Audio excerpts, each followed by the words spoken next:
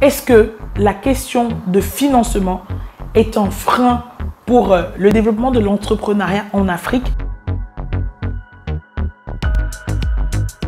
Bonjour à tous, je m'appelle Esther Fotsé, je suis formatrice et coach en entrepreneuriat. Et aujourd'hui, cette question de financement est celle que je voudrais aborder dans cette nouvelle vidéo. Mais avant de commencer, je vais vous inviter, si c'est la première fois que vous arrivez sur cette vidéo, sur cette chaîne, ou si vous n'avez pas encore fait cet acte-là, je vous inviterai à cliquer sur la petite cloche en bas et de vous abonner afin de ne rien manquer de notre contenu. Sur cette chaîne, nous allons parler d'entrepreneuriat. Je donne des tips, des conseils, des astuces pour réussir votre entrepreneuriat et je mets en lumière les interviews, les retours d'expérience des personnes qui ont fait le pas et qui investissent aujourd'hui en Afrique pour le développement du continent. Donc sans plus tarder, allons-y et rentrons dans le vif du sujet.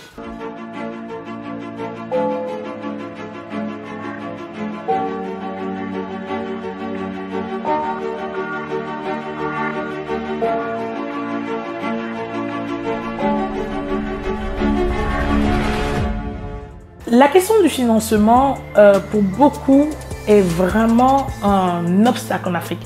C'est vrai qu'il y a vraiment des difficultés à faire financer les projets en Afrique, mais je suis convaincue aujourd'hui que ce n'est pas le manque de financement ne doit pas et ne peut pas être un frein au développement de l'entrepreneuriat en Afrique. Et pendant toute cette vidéo, je vais pouvoir vous l'expliquer et vous donner des tips et des astuces qui vont vous permettre, si aujourd'hui, vous êtes dans cette situation, vous voulez entreprendre, mais que vous n'avez pas de moyens financiers, je vais vous donner des tips pour pouvoir lancer votre business et avoir à capter des financements après. Il faut savoir qu'il y a des critères qu'on regarde quand on veut financer un projet.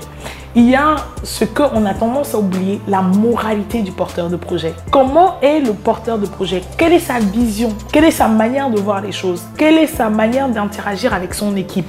Comment est-ce qu'il manage bien son projet? Est-ce qu'il manage bien l'équipe? Est-ce qu'il manage bien les financements? Donc, autant d'aspects que, en tant qu'investisseur, on se pose comme question parce qu'il ne faudrait pas qu'on vienne mettre de l'argent, on vient donner de l'argent à une personne qui va prendre cet argent pour pouvoir fuir ou qui va prendre cet argent pour aller investir dans un projet personnel, ok? Donc, en tant qu'investisseur, si je veux investir dans un projet, je vais étudier la moralité du porteur de projet. Et à les porteurs de projet, quand on est porteur de projet, en général, on a la tête dans le guidon, comme on dit. On est tellement focalisé, on se dit que notre projet va marcher. On va faire comme ci, comme ça, et ça va marcher. Mais en fait, on n'a pas cette vue extérieure qu'une personne peut nous apporter parce qu'on n'est pas détaché de notre projet. La première des choses qu'on observe si on veut financer un projet, c'est ça. C'est vraiment la moralité du porteur de projet. Et non seulement ça, on va étudier également votre projet. Est-ce que votre projet est viable? Est-ce que votre projet est monétisable? Est-ce qu'il est rentable? Et quelle est la rentabilité de votre projet? Donc, si aujourd'hui, vous voulez mettre en place un projet, vous devez vous poser les bonnes questions. Est-ce que je pourrais avoir un business model précis et défini? Et est-ce que je pourrais le présenter à un banquier, à un investisseur privé qui viendrait pour me demander de lui présenter comment est-ce que je vais gagner ma vie avec ce projet-là? Si vous souhaitez construire quelque chose de grand, la première chose que vous devez faire, c'est de pouvoir séquencer votre projet. N'allez pas tout de suite chercher les financements. Ne restez pas chez vous en disant que je veux construire une usine de traitement de déchets, il me faut 100 millions de francs CFA, je n'ai pas les 100 millions de francs CFA, je ne peux rien faire et vous cherchez les financements. Personne ne prendra le risque à votre place. Et c'est important de le dire parce que malheureusement, les porteurs de projets sont à la recherche de financement. Ils veulent que d'autres personnes viennent prendre le risque à leur place en investissant de l'argent dans leur projet et ils ne sont pas eux-mêmes capables de mettre en place un prototype qu'on a vu. C'est impossible. Parce que soit ils vont venir vous donner, les personnes vont venir vous donner l'argent et ils vont prendre votre projet. Parce qu'au final, c'est eux qui vous donnent tout ce qu'il faut pour fonctionner. Ok?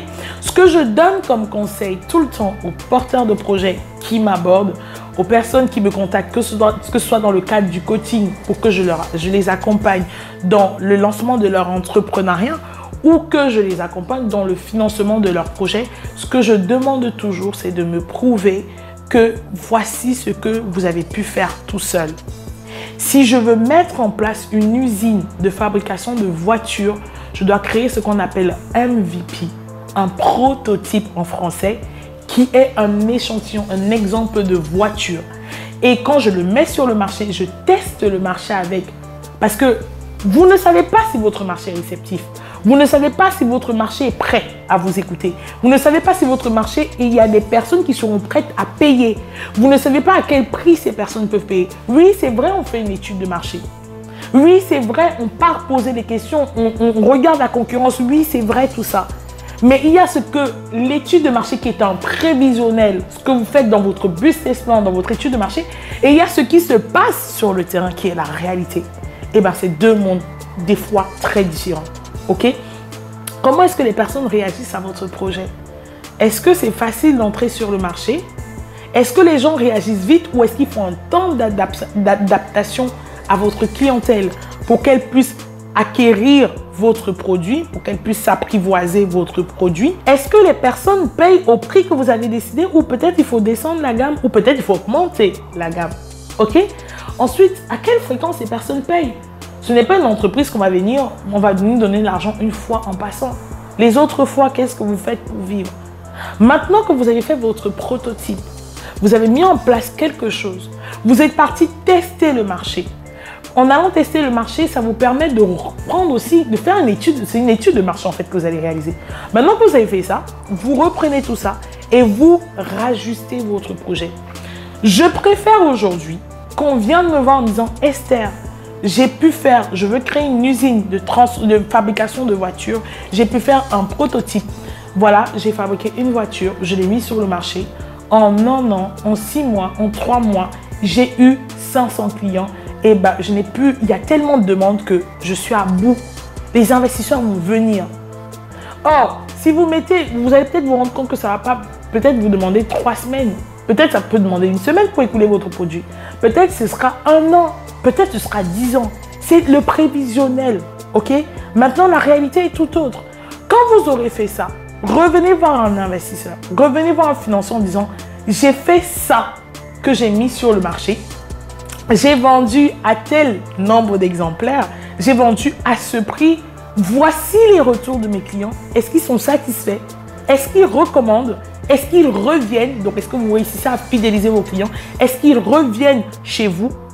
Et maintenant, vous venez dire au banquier que, en fait, à ce stade, je ne peux plus avancer parce que j'ai poussé de moi-même et pour pouvoir répondre à la demande de mon produit, j'ai besoin de financement. Et ne venez pas voir un banquier en disant « j'ai juste besoin de financement, j'ai besoin de tel montant, j'ai besoin de 100 millions de francs CFA. » Et vous nous expliquez ce que vous voulez faire avec. C'est pour produire 150 voitures que nous allons vendre à ce prix. Il faut tel délai pour produire les voitures. Voici les composants de la voiture, etc. Ça, c'est le business plan. Et ensuite, vous devez pitcher pour expliquer votre projet. Je voudrais, au travers de cette vidéo, que vous compreniez que le problème de financement n'est pas l'obstacle au développement de l'entrepreneuriat en Afrique. Il y a des moyens de contourner. Et pour ça, vous pouvez partir à partir du peu que vous avez. Si vous n'êtes pas capable de porter le risque pour votre propre activité, pourquoi est-ce que vous voudrez que d'autres personnes viennent investir l'argent dans une idée qu'on n'a pas? On ne finance pas une idée. Je répète, on ne finance pas une idée. Si vous avez une idée, mettez-la en place. Passez à l'exécution de cette idée. Mettez-nous un service, mettez-nous un produit, testez votre marché. Allez vous confronter au marché. Regardez ce qu'on va dire, comment le marché va vous réceptionner. Et maintenant, quand vous avez tout ça, vous avez poussé au maximum. Ok? Au maximum au point où vous n'arrivez plus. Là, vous pouvez tout simplement vous arrêter, vous tourner et demander aux investisseurs de pouvoir investir. Donc, si vous étiez dans ce cas où vous aviez un projet et que vous êtes chez vous en attendant les financements, je vous invite tout simplement à partir au niveau du prototype. Maintenant, vous avez fait le prototype, vous avez testé le marché, là, vous pouvez revenir. Et je tiens en terminant cette vidéo à vous rappeler que Kaifra Business accompagne les entrepreneurs qui ont déjà fait leurs preuves sur le marché, qui ont des projets, qui ont des business models bien définis, qui ont une clientèle déjà, qui ont fait leurs preuves 1, 2, 3 ans sur le marché et qui aujourd'hui ont besoin juste un coup de main pour pouvoir accroître votre activité. Si vous êtes dans ce cas-là, je serais ravie de pouvoir discuter avec vous parce que nous avons une branche où nous accompagnons les entrepreneurs qui ont déjà des activités, un marché existant depuis 3 ans au moins. Nous les accompagnons dans le processus de levée de fonds. Donc, n'hésitez pas à nous contacter afin que nous puissions en discuter et qu'on voit dans quelle mesure vous accompagnez dans la réussite du développement de votre activité. Si vous avez des questions, je suis disponible pour répondre en commentaire. Je serais ravie d'en savoir un peu plus. Est-ce que vous êtes d'accord avec ce que je dis? Est-ce que vous avez des améliorations? Est-ce que vous avez des questions à ce sujet? Je lis tous les commentaires. Je me ferai un plaisir de vous répondre. Je vous dis donc à très bientôt pour une prochaine vidéo. Bye bye.